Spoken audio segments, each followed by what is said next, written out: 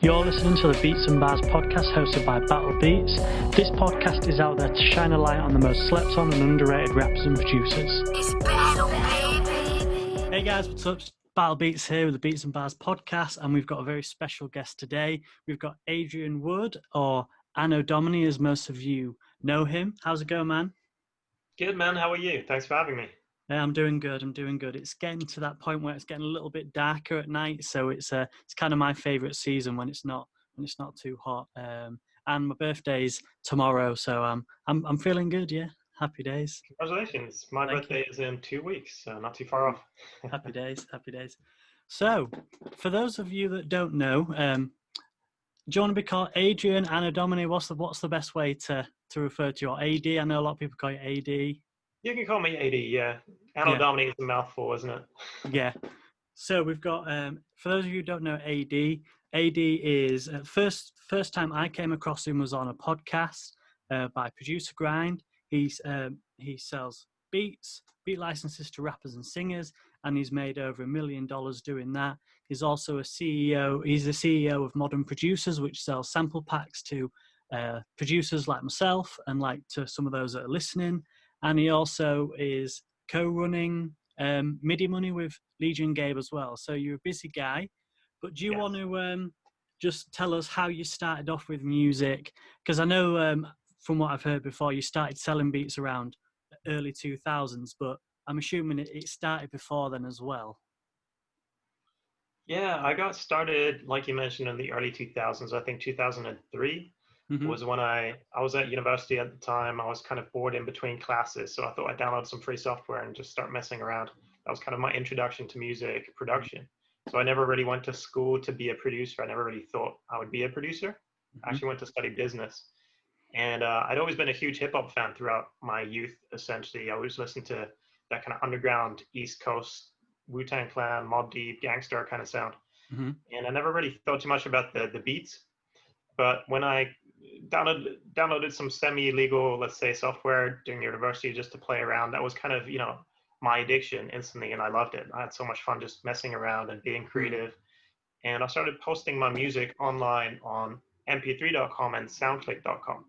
Those were kind of two big forums for producers to share what they were working on at the time. And before too long, people started hitting me up. Artists had started hitting me up asking where they could license my music, how they could buy it. So I kind of had like this light bulb moment where I was like, hey, I could actually get paid for doing something that's really fun and I enjoy doing. And I could, hopefully make some beer money as a student. So it was fun. I just kind of got stuck into it because I enjoyed doing it. And it was just born out of that love for being creative and enjoying music.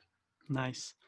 So is it, because I know there's a lot of producers out there that are very musical but don't know how to play an instrument. I'm seeing a nice acoustic guitar in the background. Are you quite good at playing guitar as well? No, that's just for show. Is it? Well, it looks cool. I play the piano. I took a little bit of piano lessons when I was a kid, and everything else is self-taught. I can probably strum about 10 chords, if that, very badly. That's pretty good. That's pretty good going. Because there's always that massive debate about producers. Oh, well, I don't use stems. I don't use MIDI. I just create everything myself. And being someone who can play several instruments, I like to use both elements. Some of my favorite beats that I've ever made are using someone else's loop. And I just think if you can use the tools, but at the end of the day, if the music sounds good, who really cares as much? And it's still a creative process. You're still infusing your creativity. You're still selecting the sounds. You're still figuring out what works well together. It's kind of like saying like an artist is cheating by using a paintbrush just because he didn't let you go out and chop off a piece of wood and create the tool to, paint the canvas. I mean, of course, anything that speeds up the creative process or anything that inspires you, it doesn't have to be literally composed from scratch. It could be hearing, a pre-made melody or a loop or a preset or something like that. I think that's fair game.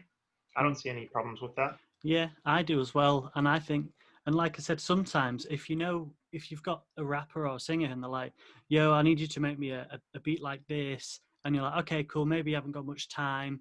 And sometimes if it's a guitar type beat, I might have a go at playing the loop myself. But sometimes it's just so much quicker and better sometimes just to use a loop, which is played by someone who's probably 10 times better than me on guitar anyway, and the loop just sounds awesome, and you load it in, and then you might chop it up a bit, pitch it down, do whatever you need to do. But sometimes it just is a little bit more enjoyable because it's almost like a collaboration, and you don't realize, even though if the loop is royalty free and things like that. But I really enjoy using loops. But I want to ask you some questions about your entrepreneurship, because I know you said that you went to university to study business and things like that, and you run several businesses at the moment. What would when was that, like, moment where you was like, right, I'm actually an entrepreneur now? And when did it sort of start to sink in? Because one point you were just a guy making beats, doing quite well selling beats, and then all of a sudden fast forward to 2020 and you're a fully fledged entrepreneur. What was that, like, sinking moment like? Was it It scary, was, good? yeah, it was kind of a process, to be honest. I mean, when I first started selling beats online, literally it was just me posting content to SoundClick and embedding a little PayPal checkout button on that page, which at the time I guess was kind of, I don't want to say revolutionary, but not a lot of producers were doing that kind of thing. So that kind of was the introduction to the whole online producer community and selling beats online. And that eventually evolved into a whole community and a pretty big industry. And of course, eventually people transitioned away from SoundClick. They moved on to sites like BeatStars, Airbit, Mhm. that now have millions of members, right? There's literally millions of producers selling beats online now. So it's kind of crazy to see that development. But of course, at the time when I started selling beats online, I thought, hey, this is a business. This is awesome. I'm an entrepreneur. But I realized pretty quickly that there's more to it than that, right? Because all I was doing all day was working in my business. I was creating content, uploading content, trying to be a social media person, trying to do marketing, trying to do emailing. I was wearing all these different hats. And essentially, I was just a glorified customer service rep, right? So I was being creative, I was doing that stuff, but I was doing everything else too. So from there, I kind of progressed into starting to build a team of producers. And I realized that if I wanted to put out consistent content and still grow the business, I would have to actually have other people working together with me. So eventually, I grew that into a team of 10 producers, which is ANNO DOMINI NATION. And all of those guys create content. And eventually, we also started outsourcing, hiring people to do all those other tasks so we could just focus on being producers. And I could focus more on being the entrepreneur and being sort of the person driving the business and looking for opportunities. So I think a lot of producers kind of have this misconception of being an entrepreneur, and essentially they're just working in their business instead of on their business. Hmm. So if you really want to expand and you want to grow and you want to have a fully fledged music production business, you start to, you have to start thinking in terms of who can I delegate to? How can I outsource tasks? How can I focus on my core strengths? So, I mean, it's fine to just be a producer, but there's a difference between being a producer and being a business owner and being an entrepreneur, you know? Mhm. So for me, it wasn't really until pretty recently where I felt confident in calling myself an entrepreneur, right? Now I have a big business, I have a whole team of people, and I have all these different companies. But yeah, it was just a process. And you mentioned I went to school to study business and all that, but I feel like studying business and being in business are two completely different things as well. It's kind of something that you just learn by doing and getting stuck in and through Mm. experience. Because, I mean, sure, you can learn about the historical significance of business and, where did all these theories come from. But at the end of the day, actually starting a business and growing a business is completely different to what they teach you. Yeah, definitely. That's my dad runs two successful hotels down the south of England, and he's doing really well. But he's told me the only way he knows how to do them is just by doing it. And Mhm. the 30 years of being in that industry and just smashing it every day and just becoming elite in that area. And that's Yeah. definitely how I feel. I've always been entrepreneurial. I mean, I'll be turning 27 tomorrow, and ever since I'd left school, I was like, right, I want to start a business doing this. So I started a street food business, and I got logos, and I did everything, and I tried to get a few pitches, but I never did. Um, I Mhm. also love wine, and I'm quite knowledgeable about wine. And I was like, right, I'm gonna start a wine consultancy business, and I did that for a short while, and I was like, oh, they're fun, but I I want to just do music's really what I want to do. So I'm going to stop playing around with other business ideas for now, and then really focus on music. And I remember you saying a while ago that there's so many producers stressing to make loads of beats every day, every week, but you don't actually need to do that. You need, have some solid beats and then be confident in them and then market them in the right way. So when I'm going to make my funnels, I'm going through my beats and finding, right, I've got these 30, 40, 50, 100 beats that I want to put together. And right, and now I need to think of a way of putting them in a bundle. What's my target customer avatar going to want? And it really makes you think on the business instead of just thinking, oh, I've got these awesome beats, I'm going to post little 30-second Instagram clips and TikTok clips and get them out there. And it's really helped me oversee the business in like a business perspective instead of just being a guy that makes beats. And I think it's really helped me as a producer. But what would you say is like the key for a producer who, for example, the Midi Money guys, all of the 2,000 plus producers that's in that group, what would you say are the keys for those guys that are confident in the beats and are a little bit, they've tried the funnel a few times, they've maybe tried 2 or 3 variations, and they've maybe grown their email list to 1,000, 2,000 people, but they're not seeing like the results or the replies back, or they're seeing that the campaign of that beat bundle slowly goes from 70% people open the free beats and then it slowly gets down. What sort of advice would you give to those sort of producers? Because that's kind of where I'm at the moment. Yeah, for sure. So, great question, but let's back up just for a second, real quick. So first of all, let's talk about what a funnel is, real quick, because I think some producers don't really understand the concept. Yeah, sure. I'm jumping the gun a little bit. Yeah, no, it's good. I like it, but just real quick for everyone's sake, essentially every producer has a funnel, right? A funnel is just the customer path. So for example, if you have a BeatStars page, then your funnel is very simple. It's, somebody maybe finds the link to the BeatStars on YouTube, they click over, they buy the beat, they get the beat sent to them. That's the entire funnel. So that's kind of like a simple funnel, kind of a dumb funnel, to be honest with you. So a smarter funnel kind of builds out the entire process. Like you mentioned, for example, upfront, we might be giving a customer some free beats in exchange for an email address. Because what happens if you send somebody straight to a store, only a tiny fraction of people are actually going to end up buying something right away. That's because you haven't built a relationship with them. They don't know who you are. They don't know how to trust you. So the idea is to collect their email, put them into your email system, start messaging them, start building a dialogue, introducing yourself, providing content. And then the theory of reciprocity in psychology says that the more value you provide to them, the more they're actually willing to give you to. In other words, they might reward you with that sale. And as that trust starts building and manifesting, then you can start selling content and uploading, more and more content for them to purchase. So that's kind of what a smarter funnel does.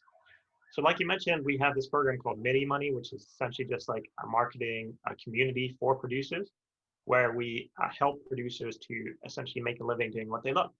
And again, there's nothing wrong with just being a producer.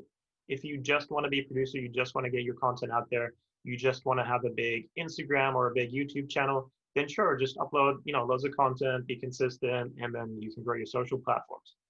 That's fine. That's perfectly fine. But if you actually want to build a business and turn music production into something that's going to pay you and provide for a stable career, then you need to start thinking about, how do I actually monetize the content?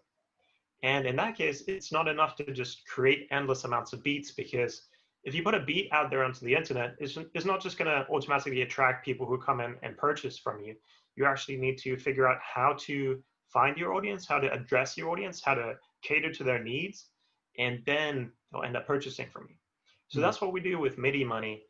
And like you mentioned, a lot of producers, they start out, obviously, they start learning about marketing, they start learning about business, they start understanding all these concepts. And there's definitely a process that needs to be followed. It's not like, from day 1 to day 2, all of a sudden you're getting hundreds of thousands of beat sales, So it's all about experimentation. It's about being patient. It's about, yes, following the advice, but also not being afraid of being creative and trying your own thing. Mm-hmm. So I know one thing that a lot of people say to me is like, oh, you know, this funnel thing that you guys are doing, I've seen like 20 other producers with funnels, so it's saturated now. And my answer to that is like, dude, there's 3 million producers right now selling their beats through BeatStars, and their entire funnel is using YouTube to drive traffic to BeatStars. So do you think that is saturated in comparison to those 20 guys that you might see all of a sudden popping up on Facebook, you know, promoting their beat packs through a funnel? So yeah, it's just about experimenting, trying things out, and being consistent with it. And one thing that I should mention as well, like the difference between a funnel and a beat store, one of the core concepts is that you're bundling up products and services, right? You're not just offering a customer a single beat, but you're actually giving them a comprehensive service and product package of things that are irresistible to them. So that could, for example, be a package of 10 beats in the particular genre that your dream customer wants beats in. It could also be a mixing and mastering package, a shout out on your Instagram, and maybe a manual for how to set up your home studio recording environment. So that's like a complete package, right? That gives your customer everything that they need as an artist. And that's what differentiates you from the 3 million producers just selling a beat through a store. And obviously that's going to be unique to every single producer, because every producer has their own dream client that they're trying to cater to. And everyone has an infinite amount of content and information and services that they can offer, which might be completely unique to them, right? You might be a fantastic mixing engineer, or you might have an Instagram channel with 10,000 followers that you can, you know, lend to that artist to offer them a shout out and that kind of stuff, you know? Definitely. And I've been in the Midi Money group since January. And ever since I started, it's just like, it's been just a mountain of knowledge it's one of those things where I felt like a baby or a kid at Christmas. It's like you get all this good stuff, but then on Christmas Day you can't play with all your toys just yet. You have like the 2-week Christmas holiday to get yourself through it, and I certainly feel so much more confident in marketing, and I've, you know, trying to read up and listen to people like yourself, Gabe, Russell Brunson, and just really try and soak the knowledge in, because I've not really broken even yet with my funnel, but that I'm okay with that at the moment, because I understand this is a process, and I understand that this is going to take time, and I've tried different bundles, and I'm trying different things here and there, and it's really challenging, but in a good way that keeps me motivated. And that's one of the best things about being in the group, is everyone in there is sort of on the same page, and everyone's trying to help each other. So I know when I've ever had questions, you just put them in, and everyone just jumps and helps. It's like it's just great, and it makes, you know, as a producer, it just makes you feel like, well, I'm not alone in this struggle or this grind, and everyone else is really supportive. So why did you and Gabe want to create a Facebook group where everyone was supportive and spurring each other on? Because I that was one of the really attractive things to me when going to join Midi Money. Yeah, you know, it's funny because originally we thought creating this Facebook group would just be, you know, an additional bonus. But as time has passed, we've been running this for about 1.5 years now. It's kind of become the main value, I feel like. And to me, in the wider production community, I feel like there's such a sort of mentality of me against you, right? It's such a like competitive thing. Like, I got to make more beats than that guy. I got to make more money than that guy. I want to be at the top of the charts. But really, like, the value of a community is in coming together and benefiting from everyone's expertise and benefiting from that synergy, right? So instead of competing, Gabe and I, we really believe in collaborating. And I mean, we literally live what we teach, right? Because Gabe and I, we came together with Legion Beats and ANNO DOMINI NATION, and we're literally putting out content together all the time, creating courses, creating beat packages for artists and things like that. And obviously for artists, it's great because they get, you know, more content, more diverse content. And for us, it's great because we can bounce ideas off each other. We can help each other out. We can leverage each other's audiences, all this kind of stuff. Because there's only so much knowledge that Gabe can accumulate on his own, and only so many areas of expertise he has. And likewise, the same is true of me. But if suddenly I'm working with like 10 other producers that can all help each other and come together, I only see that benefiting everyone in the long run. And the cool thing about something like using funnels as well is that even if literally every single person in the entire production community right now decided to use funnels instead of selling through a beat store, the conversion rates are just better and it provides a better service for your customers. So everyone's actually going to end up making more money. Again, coming back to the saturation thing, it can't really happen, right? Because everyone is still better off at the end of the day.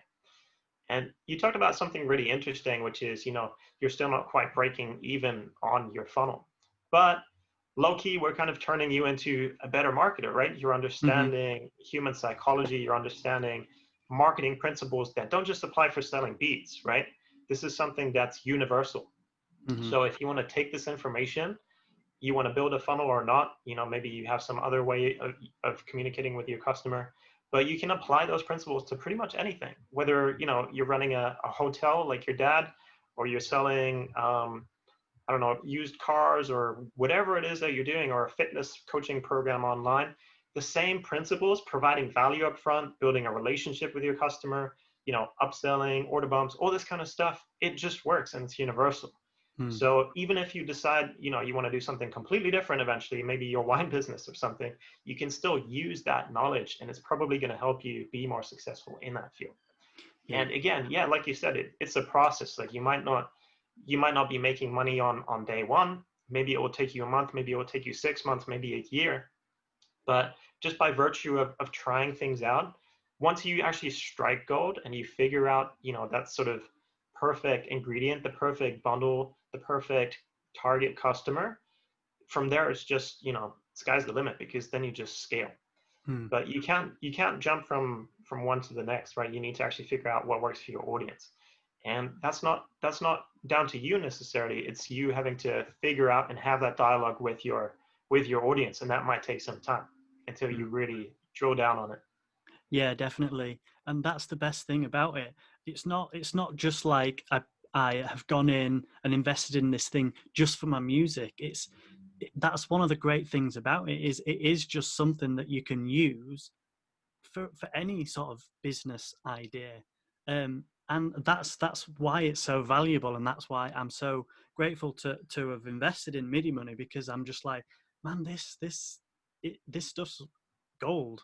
And when I get it working for me, it's gonna be sweet. It's gonna be real awesome times. But now's the part where it's like, this is actually awesome, because I've spent years trying to get good at making beats, or spent years learning how to mix or whatever. But now it's like, right, I'm at an okay level, so that the beats are all right. Now it's let's figure out how we can sell this, and let's really try and make music my full-time thing.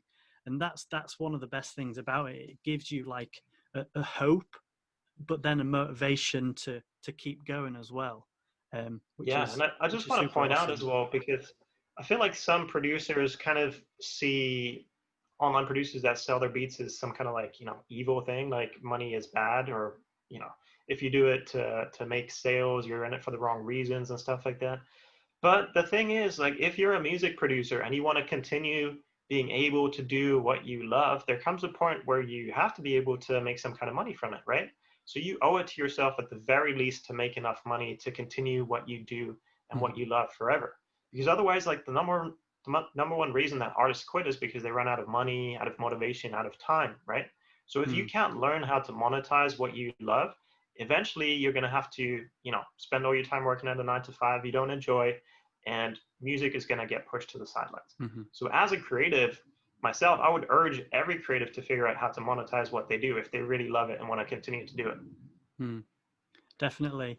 I definitely think that so many more producers are just so sort of selfish in the way that they're just like, yeah, I'm making beats and this is what I'm doing, and I'm just going to do what everyone else is doing. And that they're not doing themselves any favors. Like it's like you are wasting your talents. Invest in yourself, start learning marketing, start trying to make some money out of it, just because you owe it to yourself, like you're saying. It's like, and I had this realization a couple of years ago, before I branded myself as Battle Beats and made an IG page and just started posting my beats online. I was like, I don't want to be, hitting 40 and wishing I wish I did more with my music. So when I was like 24 or something, I was like, right, I'm going to really just give it a go, and I'm going to really make something out of this. And I'm really glad I did, because I don't want to look back and think, oh, wasted talent. You just wasted, you know what you love doing. Now look at you. You've got kids. Your life is just a little bit boring. I didn't want that for myself. I wanted better, and sort of doing it my own way for a certain time, figuring out the ways to do it, watching a load of YouTube videos by YouTube producers and seeing what they're doing, try and do what they're doing. But it wasn't until January where I was like, right, I'm actually on a trajectory now, which is only going to go up because I'm investing in this, and it's just super awesome. But I also want to talk That's to you great to hear. about, yeah, I also want to talk to you about modern producers, because I've been listening to loads of podcasts that you've been in, and you never really talk about that too much, and that's another company that you run. So when did you really start Modern Producers, and what was the process of starting like a sample pack company? Because I know a lot of producers sell drum kits and things on BeatStars and Melody Loops and stuff like that, but what gave you the idea to make a full on like store and really just go all in on it and make it quite a big sample pack company? Yeah, so I mean, obviously, I've been catering to artists as a producer for a long time, from like 2003 to today, essentially.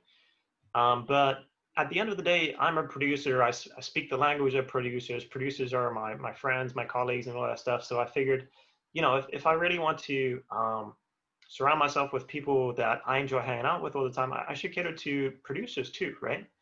And it was funny because at the time, actually, I feel like I had more producers following me on social than artists, right? Because producers just wanted to know what I was up to, what I was doing. So I figured, well, let me just you know talk to the producer community and figure out how I could serve them as well. And that's how I came up with the idea of creating a SoundKit website. I felt like there was certainly at the time like a real gap in the market for basically providing high quality sounds and tools at affordable prices, because you could either buy these sort of extremely expensive like hardware or software subscription tools, and then there would be very limited choice and not a lot of producers could afford that. Or there was some sort of free blogs and websites that just flooded the market with thousands of really low quality kits, and nobody could really like sift through all that crap and figure out what was actually good quality. So I kind of wanted to provide a middle ground. That was the mission, to empower producers and provide access to the same high quality stuff that the producers, the professional producers and multi-million-dollar studios had access to, but at an entry level price. So I started doing research, and then I came across a website called Modern Producers, and it was run by this guy called Torbjorn. And he actually came to me for, so I didn't found Modern Producers.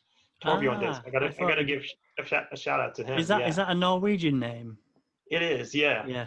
And he actually came to me for advice because he had already built this site. It had a cool name, Modern Producers. I thought that was cool. It was a nice brand. But he was kind of struggling to make any sales or connect because he didn't have that same connection to the production community that I did. So we actually decided to collaborate, and I helped him build the store a little bit. And then eventually he kind of went off and did something else, and I decided to just outright purchase Modern Producers. And then I kind of built it into eventually what it is today, where we have tens of thousands of customers and thousands of vendors and products and things like that. But yeah, it was a new experience for me too, coming in and advising another business and then building it kind of from the ground up instead of starting something fresh, which was a lot of fun too. But yeah, I mean, today Modern Producers is obviously one of the biggest sound kit websites, and over the years we've kind of expanded what we do. Recently, we got into offering like video courses and things like that too, custom vocal services. And it's just been really fun, catering to producers as well as the artist community. Yeah, that's really cool. And how did you find, because I know that you've got your 2 Comma Club award, which for those who don't know what that is, that's a ClickFunnels award for when you've made $1 million. So what was, I've totally just forgotten what I was going to say then. Oh yeah, sorry. How did you feel that the funnel system that was working for selling beats moved over to Modern Producers and selling to producers instead of artists and singers and rappers and all Yeah, it's like what I said, the marketing fundamentals, they apply for anything. They're not specific to selling beats. So if you understand that process, you can apply it to any business essentially. And that's exactly what I did. I took the same concepts that were working for me to sell beats to rappers, and I applied them to selling sound kits to producers. So I created some nice looking funnels, selling bundles essentially of sound kits, not just an individual sound kit, but actual bundles of content, including also some video content, some ebooks, teaching them how to create FL Studio templates and all kinds of stuff. And that just did phenomenally well. So actually, Modern Producers now is about twice the size as Anno Domini Nation in terms of like the sales volume that we do. So it just goes to show that you can apply what you learned from selling beats and replicate it in another situation just as well. And by the way, that's exactly what Gabe and I also did for Midi Money. We just decided that instead of selling, sound kits and technology, we also wanted to create some kind of like a learning environment, like I guess a teaching course, right, for producers. And again, it was the same thing. Like we're teaching how to create funnels, but we're using a funnel to sell the content too. And one of the biggest, advantages of a funnel is that it's a win-win situation, right? Because for the customer, they're getting a huge amount of value and content that they couldn't get elsewhere. It would take you years to source this stuff from like 1,000 different sources, right? And instead, we're kind of bundling it all up in a comprehensive way at a really affordable price compared to all the value that's inside. And then obviously we get rewarded in turn from, like you said, over 2,000 producers having joined the program already. So yeah, it's like a win-win. And those are the best kind of situations where you can feel happy and confident with your product and you're making money and the business is growing as well. Yeah, it's amazing. And I've got a friend who runs a sample pack company, and I've been working with him a little bit, and it's been really interesting just talking to him about different marketing things. And he's really big on Russell Brunson too, so it's just great figuring out that side of things as well. I remember reading Expert Secrets by Russell Brunson, and he was talking about building like a community to help other people from what you're an expert in. And I remember just because I got the audiobook, I remember just listening and just remember hearing like your voice and Gabe's voice just in the whole thing, because it was kind of just like the template of what he was saying in that book was just exactly what Midi Money was. And it's just a testament to say that it works. And if you really got something that your audience want, it's going to do well. And that's the best thing about a funnel. If I get someone's email or you get someone's email, they're going to get value straight away, and then they'll want to stick around. And that's the best thing. That is the best thing about it. I just love this whole funnel thing. And when it's really working for me, it's going to be really going to be awesome. But I'm enjoying learning. But Awesome. one thing I would like to ask you as well is, when you first started selling beats in funnels, I don't know when you started, I'm assuming it was a bunch of years ago, but did you realize that it would have as much of an impact as it has had now? Yeah, I mean, I think I built my first funnel 6 or 7 years ago or something now. And obviously back then, literally, I had the only funnel in the entire industry. So it was kind of fun for me because I had basically discovered this blue ocean in our industry where it was me and no one else. So obviously, I was enjoying the rewards of being the only guy offering a bundle. We were getting loads of traffic, loads of customers and things like that. That was really fun. And I was enjoying that situation for like 3 years or something before the next producer caught on, which was Gabe from Leaves and Beats. And all of a sudden I saw this guy popping up, basically doing exactly what I was doing, sometimes like word for word, copying everything. And he was crushing it too. But I came to the realization that, this whole thing about collaboration and competition, right? That I wasn't mad about it. I was actually genuinely happy for the guy. And I was excited to see that what was working for me could be replicated and would work for other people too. And I mean, I could have reached out to him and just been like the typical producer, just be like, hey, dude, you're just copying me. Like, think of your own thing, blah, blah, blah. But instead I was like, hey, let's collaborate. This is awesome. I see, you're getting into marketing. So far, it's just been me. It's kind of lonely here. So let's do something together. And yeah, so we started working on a few things. Over the years, we got closer, did more collaboration work. And then eventually we decided, like, this is so much fun. Let's actually build a community and invite all other producers into this thing too. And that's where Midi Money came about. And that was kind of, the jumping off point for all of a sudden, like, a bunch of producers getting into funnels and marketing and just becoming smarter about the whole thing. Definitely, that's super cool. And I can imagine at first when you saw Gabe popping up, I imagine at first you're like, what the hell's this guy doing? But then you were like, actually, it's pretty sweet.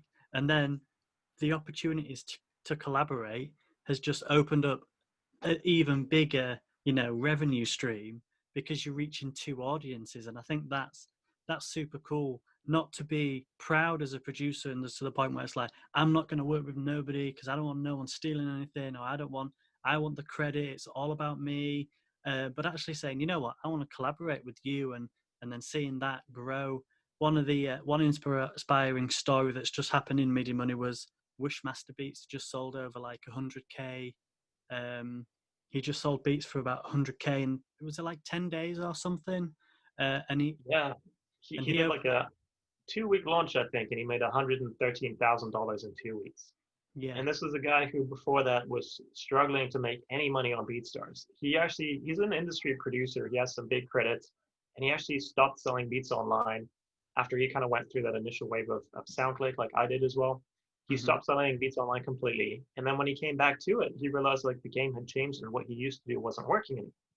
And he was just about getting by. Yeah. He was trying to do the BeatStars thing. And then after joining Midi Money, his sales just kind of exploded again because he sort of understood the new way of thinking. He embraced the marketing, and he crushed it. I mean, he created a great funnel. He did really well. And like I said at the beginning, don't be afraid to experiment. He tried something new as well by offering beats bundled with features from Stevie Stone. So he actually reached out to Stevie Stone from Tech Nine's label, and they collaborated together. Stevie recorded some hooks on his beats, and then they kind of bundled that up. And again, it's an awesome bundle of services. That's not just a single beat, but it's actually like a comprehensive package of stuff that artists love. And of course, it did really well.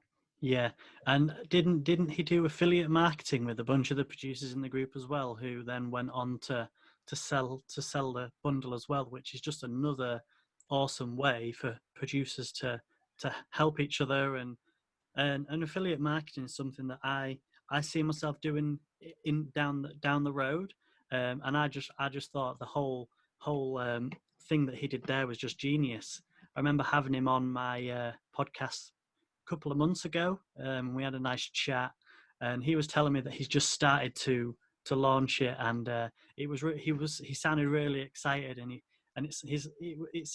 he was a bit like Gollum with the Lord of the Rings ring. He's like, he knew he had something precious, and he was just waiting to see how massive it was going to be, which I thought was really, really cool. And yeah, man. And there's a bunch more people in the group too, like Temper Beats. Ollie, he's from the UK as well. He's been crushing it. I think he made like 15 or 20K with his 1-week launch. Wow. He's going to do another big one for Black Friday. So there's a lot of guys doing really well. Well, my best friend Jacob, he actually took Midi Money teaching and he built a VST, and he promoted that through a funnel, through the template that we gave him. And I think today he's made $250,000 from that one VST he saw through the Midi Money template. It's pretty awesome. Yeah. But just going back to like the whole thing about collaborating instead of competing, the fact that now we have this community and we can all promote each other's offers, we can, collaborate on creating content quickly. We even share each other's beats, right? And give other producers a chance to add them to their own funnels and to their bundles. And essentially what happened was, like, at the start, I mean, I kind of had this blue option, right? So I had like a little pie. I know you Northerners like pies, so let's talk pies. I had this little pie and I owned the whole thing, right? But instead of being happy with that, I figured, why not expand the pie? So now, even though I only have a slice of it, it's a huge pie. And I'm actually making more money at the end of the day, because now we have this entire community and we're being affiliates for each other. We're coming up with new ideas.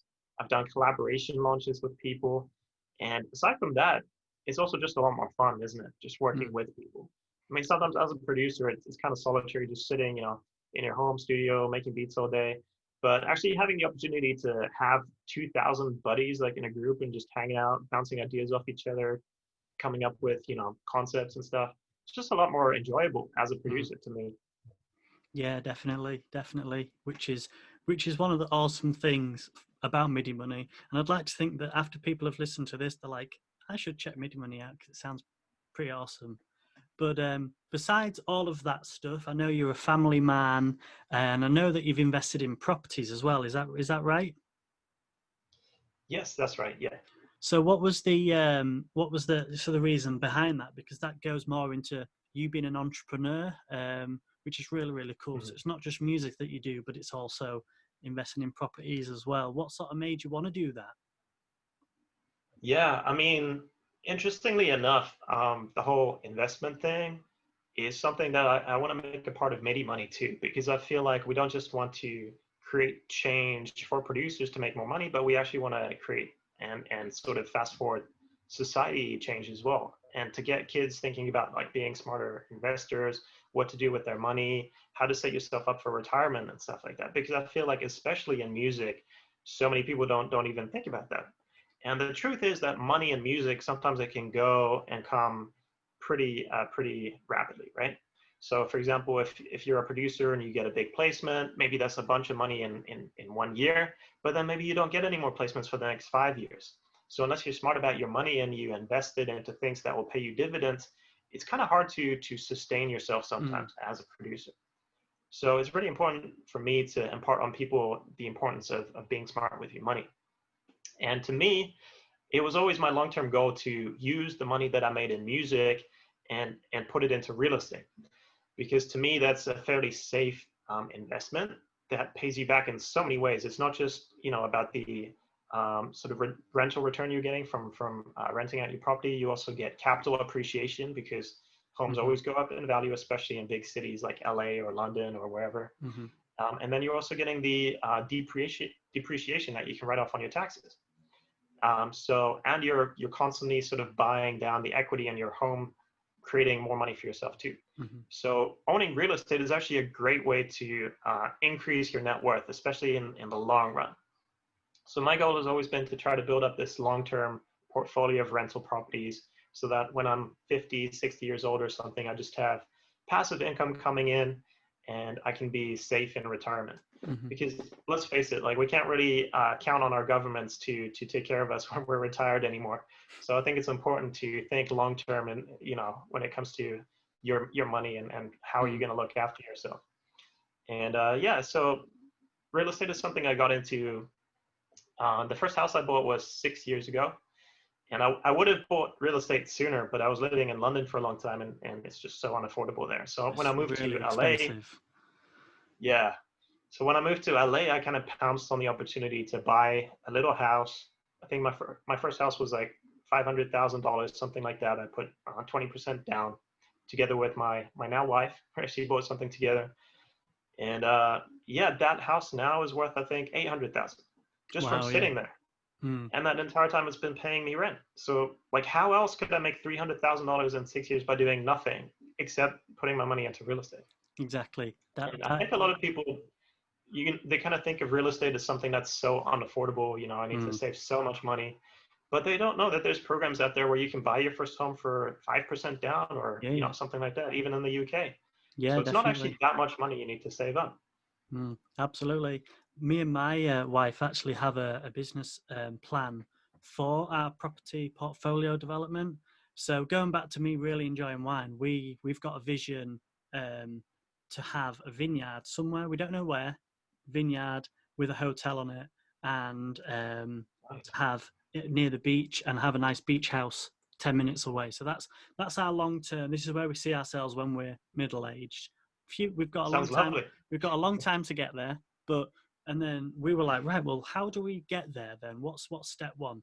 Right, so I'm going to keep working on my music business, and when we buy our house early next year, we're going to convert the garage to Airbnb, and then that's going to be one side income that's going to help us either save money or pay off our mortgage or help us invest in other properties. So we're going to slowly but surely buy over the course of the next 20 years or whatever, going to just keep investing in properties and properties. So then we can afford, get to our big dream. And then when we're retiring, we've just like your goal is just to have this passive income that's just keeping you steady. Because at the end of the day, pensions, they're just, unless you've served in the forces or in the National Health Service in England, or you're a policeman or whatever, you work for the government, you're sorted. But if you don't work for the government, you're not sorted. So you've got to actually hustle yourself and put all this money away. And that's been, especially being in Midi Money as well, it's affirmed to me that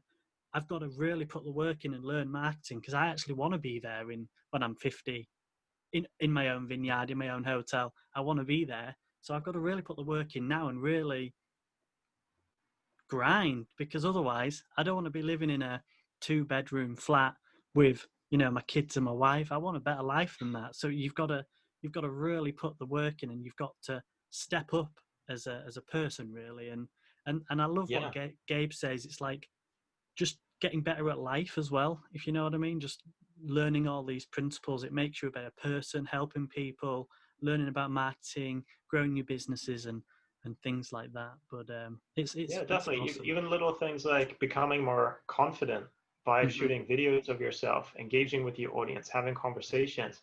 And that's the kind of thing that really helps you develop, not just as a marketer, but as a person, like you said. I think that's really important. Definitely. But good on you for having that big life plan. I think that's awesome, especially breaking it down into action steps and intermediary goals.